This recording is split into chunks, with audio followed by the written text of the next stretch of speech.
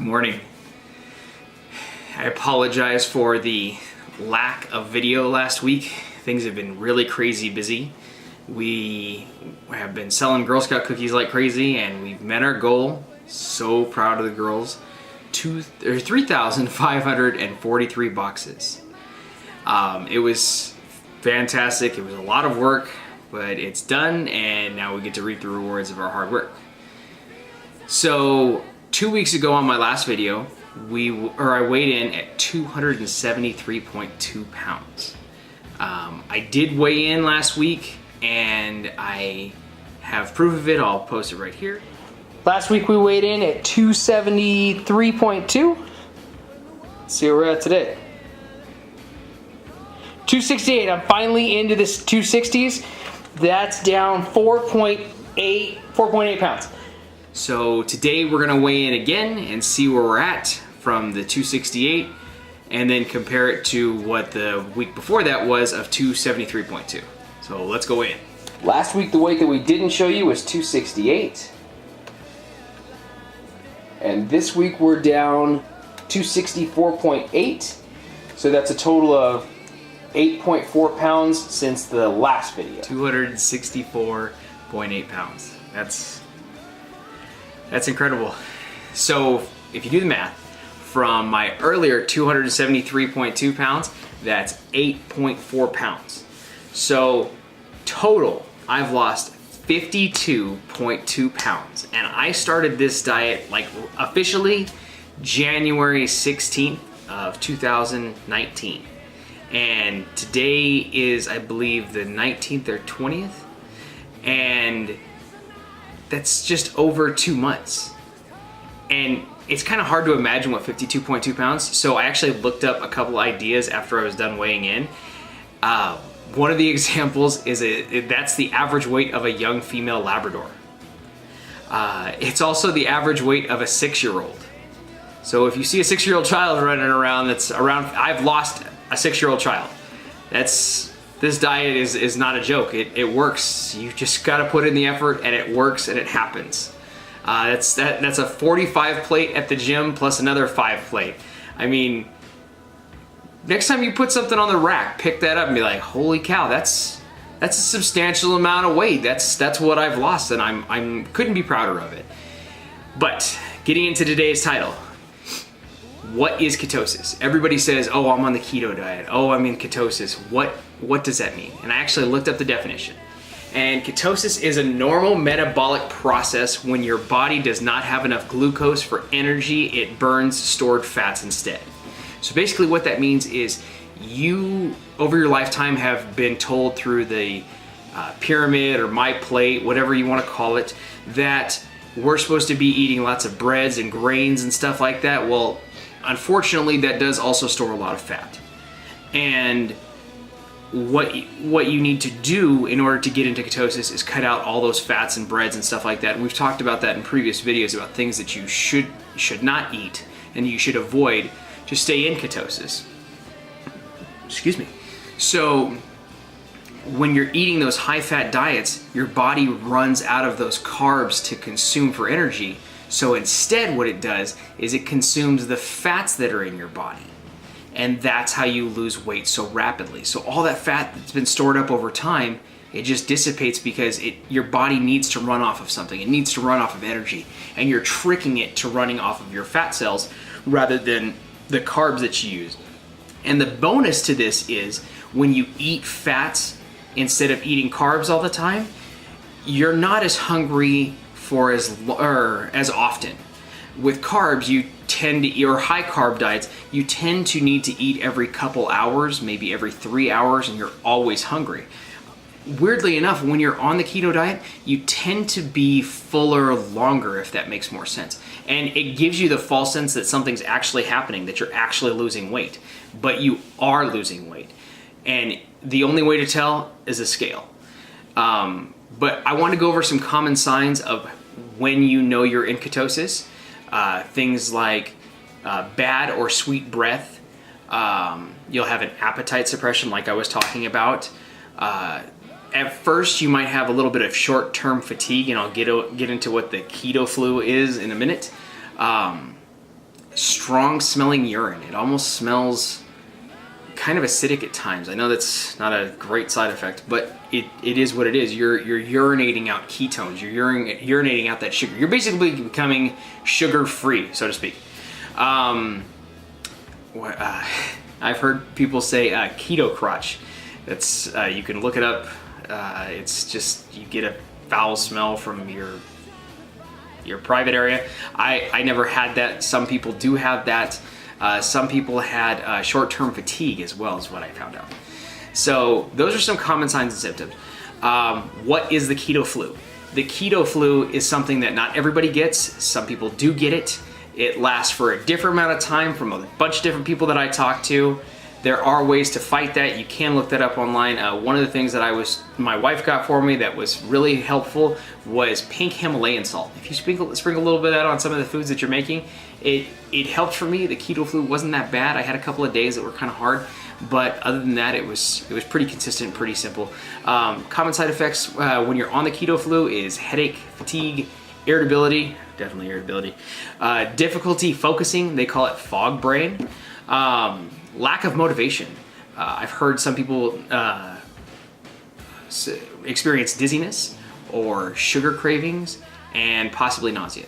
Now, it feels like you have the flu because you're going through this process and you're trying to lose weight and you're changing your body chemistry. This whole time you've been eating carbs and eating this and eating that, and you've been eating processed foods from fast food places or from wherever it is. I mean, honestly, if you're watching these videos and you're wanting to know more about ketosis, it's not because we've been eating healthy this entire time and we've never gone to a McDonald's or a Jack in the Box or something like that.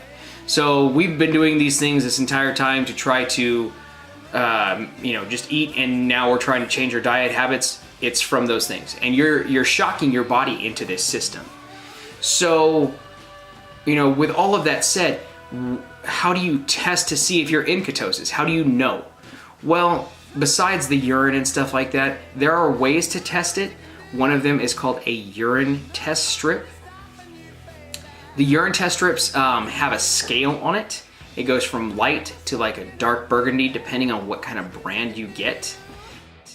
Now, at first that works, but you have to keep a lot of things in mind when you do the urine keto strips, or you're just testing on a urine stick. Make sure you're hydrated. You have to drink plenty of water. You should be drinking plenty of water anyways, but drink plenty of water because if you're dehydrated and you're just urinating out ketones, then your stick is gonna say, oh wow, you're really in ketosis. But if you're not urinating frequently and you're not cleaning out your body, then that's kind of gonna give you not a completely accurate reading.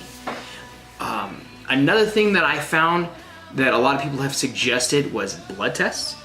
I personally don't believe that it's an accurate or necessary step. And hear me out. There are tests that you get from your doctor when you do blood tests and stuff like that, and some of those things might show it. I've spoken to a few doctors personally, and they've told me that they couldn't figure out one specific test to test whether or not you are in ketosis.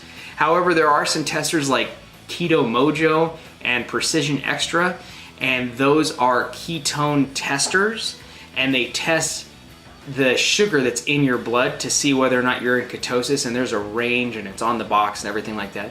But that's kind of a decent size investment because you're talking about $49 to $70, somewhere in that range, to get a ketone meter, and then it only comes with 10 sticks. So you can only test it 10 times. And when you buy ketone sticks, it's about $70 for about another 100 to 150 sticks. That's just with the Keto Mojo one. And I've watched a bunch of review videos and I've talked to a few people, and they said, oh, well, sometimes my reading is different here and sometimes the reading is different here. And it all depends on where the ketones are at in your body when you prick your finger or what the case may be. So your meter might be completely off. And I've seen a lot of people have different variances. So it seems like not a completely accurate way to test to see if you're in ketosis. At the end of the day, the real way to check to see if you're in ketosis is, are you feeling good? Are you looking better? Are you checking the scale? The numbers won't lie.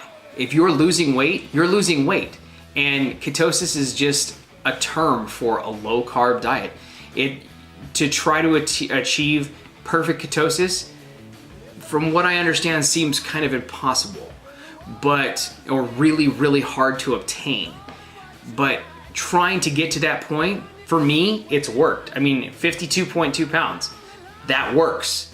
No carbs, no bread, no rice, no pasta, high fat diets. Your diet when you're in ketosis should be broken down into 3 parts: fats, proteins, and carbs. So you have incidental carbs. That's something you cannot control. Some vegetables have carbs in them, and you just really can't control that. You can limit those carbs, but you just can't control that. So your diet should be about 70% of your diet should be fat. Another 25% of it should be protein, and the other 5% is carbs or incidental carbs. Personally, myself, I try to limit myself to 20 grams of carbs a day. That is, if it seems low, it's because it is very low. I don't do net carbs, I do total carbs. Net carbs is if you had 10 grams of carbs in an item and it says, oh, it has 5 grams of dietary fiber. That means that if you're counting net carbs, you only have 5 grams of carbs in that 10 gram item. I don't do that. It seems like a risky game to play. Some people do it and it works fine for them. Personally, I only count total carbs. So if something says it has 10 grams of carbs in it, it has 10 grams of carbs in it. And that's half my carbs for the day. And if it's 11 o'clock in the middle of the day, that's gonna be rough.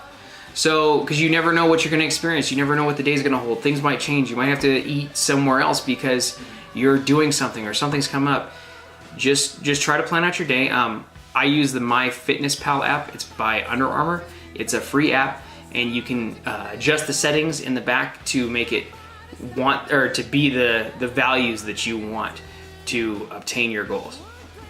I've said a lot of information, and it's a lot to think about. This diet has worked really well for me, and it's not over yet. I started at 317 pounds. I'm trying to get down to 200. I've heard that the last few pounds are really hard to get to, so I'm not gonna say, oh, I'm gonna meet that goal right away. I am trying my best. I am going to get as low as I possibly can. And people say, how do you feel? Do you feel better? I sleep better. My clothes fit better. I have gone down 2 pant sizes. That was pretty substantial. And I've gone down a shirt size as well. This shirt is not a representation of it. I am relaxing at home today. So there are benefits to it. I do feel a little more energetic. I feel like I feel happier all around. But do this for you.